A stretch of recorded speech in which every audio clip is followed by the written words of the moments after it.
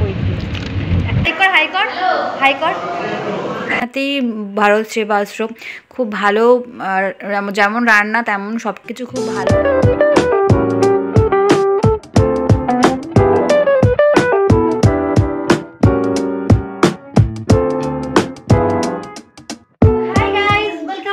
তো আজকের আমরা যাচ্ছি পৈতে নেমন্তন্ন আজকে।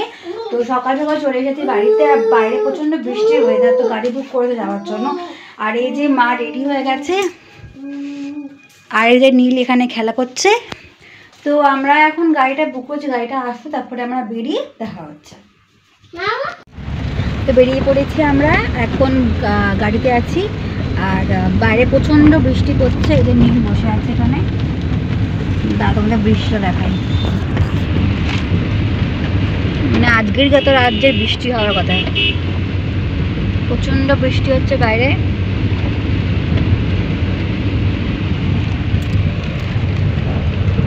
নীল হাই করে দাও। কোথায় যাচ্ছ বলো? নেমন বাড়ি বলো, মামার পৈতে। মামা পৈতে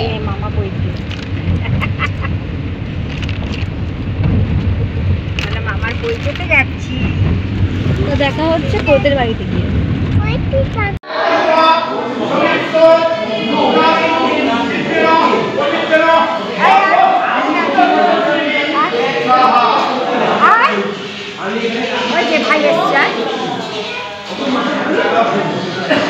তো না, হ্যাঁ ভাই হাইকর। তো এই যে নীল এখন বন্ধুর সাথে গল্প করে এখন মোবাইল নিয়ে বসে পড়েছে। আর এখানে যে ভাই গেছে, এখন ভাইয়ের টিকি কাটা হচ্ছে, কারণ এরপরে ও টাক হয়ে যাবে, মানে টাকলু হয়ে যাবে। তো এখন যে কাকিমা কোলে নিয়ে বসে আছে ভাইকে। আর এখানে পৈতের মানে বৃদ্ধি সব হয়ে গেছে, গায়ে হলুদ। আমাদের দেরি হয়ে গেছে বৃষ্টির মধ্যে, আজকে প্রচণ্ড পরিমাণে বৃষ্টির নিম্নচাপ, তো ওই জন্য দেরি হয়ে গেছে। সকালবেলা যাওয়ার কথা ছিল, আমার দেরি হয়ে গেছিলো। তো যাই হোক, গিয়ে পৌঁছে তো ছি আমরা। আর এখন মোটামুটি পৈতেতে এখন ভাই চান করে চুলটা কেটে আসার পরে ওর পৈতের শুরু হবে, কাজ শুরু হবে। বৃদ্ধি গায়ে হলুদ সব হয়ে গেছে আগে থেকেই। তো এই যে এখন এখানে বনু খেলাখেলি করছে, সবাই মিলে বসে আছে। এই যে এখন ভাই যাচ্ছে চুল কাটতে। তো বৃষ্টির মধ্যে আমরা কেউ বাইরে বেরোয়নি, সামনেই ছিল। আর আমরা গেছি খুব ভালো ভারত সেবা আশ্রমে। ভারত সেবা আশ্রম বলতে সাবিত্রী ঘাটটা যেখানে আছে, সাবিত্রী ঘাটের ঢুকতে গিয়ে ডান হাতেই ভারত সেবা আশ্রম।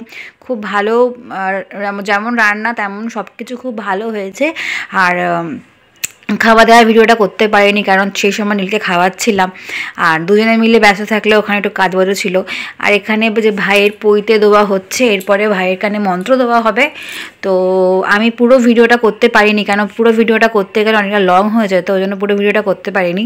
আর যখন আমরা বেরোই তখন মোটামুটি 5:30 বাজে। তো তখনও আলোটা ভালো ছিল। আর তখন আবার গুড়ি বৃষ্টি শুরু হয়ে গেছিলো বলে আমরা আবার গাড়ি বুক করেই ব্যাক করলাম, কেন হলে নীলকে নিয়ে বাসে যেতে খুব অসুবিধা হতো।